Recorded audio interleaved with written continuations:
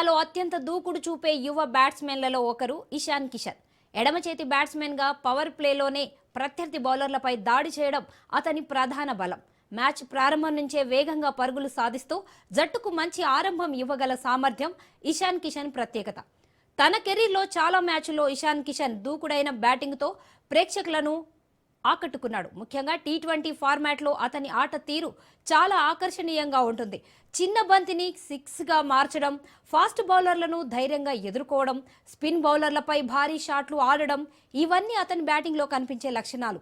ఈ T20 world cup టోర్నీలో కూడా ఇషాన్ కిషన్ కొన్ని మ్యాచ్ల్లో వేగంగా పరుగులు సాధించి టీమిండియాకు మంచి ఆరంభాన్ని ఇచ్చాడు. పవర్ ప్లేలోనే వరుస బౌండరీలు, సిక్సర్లు కొడుతూ మ్యాచ్ వేగాన్ని పెంచాడు.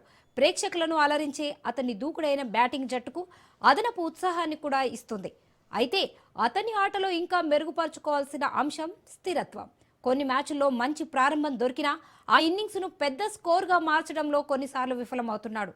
అనవసరమైన షాట్లు ఆడడం వల్ల అవుట్ అవ్వడం కూడా అప్పుడప్పుడు కనిపిస్తుంది. కానీ ఒకసారి క్రీజ్లో సెట్ అయితే అతన్ని ఆపడం చాలా కష్టం. మంచి రోజు అయితే ఇషాన్ కిషన్ మ్యాచ్ గమనాన్ని పూర్తిగా మార్చగల బ్యాట్స్మెన్. కొన్ని ఓవర్లలోనే స్కోర్ బోర్డును వేగంగా ముందుకు తీసుకెళ్లగలడు. అందుకే అతను క్రీజ్లో ఎక్కువసేపు ఉంటే ప్రత్యర్థి జట్టుకు ఒత్తిడి పెరుగుతుంది.